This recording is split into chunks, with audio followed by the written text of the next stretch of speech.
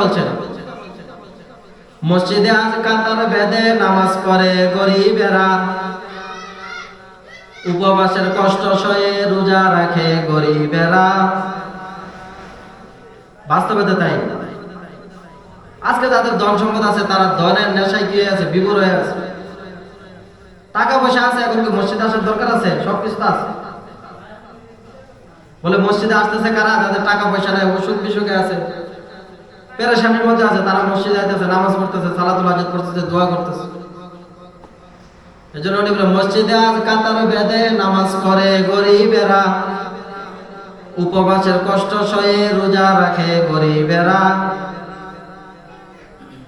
ধনে নেশায় বিভোর হয়ে ধনী আমায় গেছে বলে, ইসলাম আজও জিন্দা আছে দরিদ্রেরও দুয়ার বলে। আমায় যারা স্মরণ করে তারাও সেই গরিবেরা, আমায় যারা স্মরণ করে তারাও সেই গরিবেরা। তোদের যা সম্মান আছে তাও রেখেছে গরিবেরা। বলে আজকে টাকা পয়সা নাই, কোনো কিছু নাই, তো গরিবরা রোজা রাখতেছে। বলে গরিবরা মসজিদে দোয়া করতেছে, এদের ওসিলা আল্লাহ তাআলা ধনীদেরকে এরকম ভাবে কি চালাইতেছে। এর জন্য ভাই মুহতারাম দোস্তার বুজুর্গ, আর 1 মিনিটের মধ্যে আমি কথা শেষ করে দিতেছি।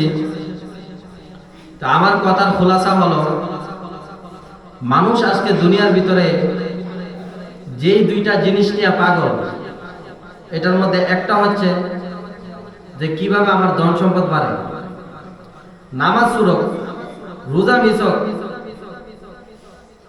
যাকাত বন্ধ, সব কিছু যাক, কিন্তু আমার ধন সম্পদ কি বাড়তে হবে।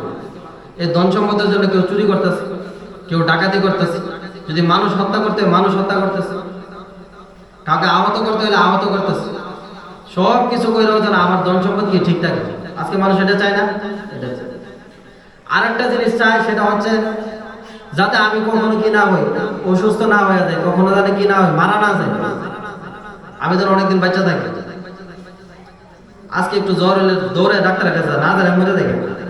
পাওয়া ব্যথা হয়েছে দৌড়ে ডাক্তারের কাছে, হার্ট ব্লক হয়ে গেছে দৌড়ে ডাক্তারের কাছে, গ্যাস্ট্রিক আলসার হয়ে গেছে দৌড়ে ডাক্তারের কাছে, না জানে আমি কি মরে যাই, এই জন্য তাড়াতাড়ি কি চিকিৎসা করে। তো যে 2টা জিনিসের জন্য মানুষ আজকে উঠে পড়ে লাগছে, একটা হচ্ছে ধন সম্পদ, আর একটা হচ্ছে কি এরকম ভাবে দীর্ঘ হায়াত।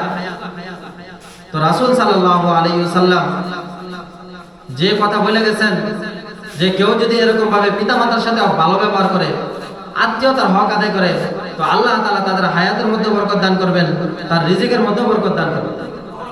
তো যে 2টা জিনিসের জন্য আমরা উঠে পড়ে রাখছি, এই 2টা জিনিসের জন্য আমরা দুনিয়ার জন্য পাগল না হইয়া মা বাবার খেদমতের মধ্যে লাগি, আত্মীয়তার হক আদায় করি। আত্মীয় গরিব হোক ধনী হোক, যে পর্যায়ে হোক, আমি যতটুকু পারি, যত টাকা দিয়ে পারি, তাদের হক আদায় করার চেষ্টা করি। আল্লাহ তাআলা আপনি আমাকে সবাইকে আমল করার তৌফিক দান করুন। যে কথাগুলো হয়েছে এগুলোর ভিতরে ভুলভ্রান্তিগুলো আল্লাহ তাআলা ক্ষমা করে দিয়ে, সঠিক কথাগুলোর উপর আল্লাহ তাআলা আপনি আমাকে সবাইকে আমল করার তৌফিক দান করুন। ওয়া আখিরু দাওয়ানা আলহামদুলিল্লাহি রাব্বিল আলামিন।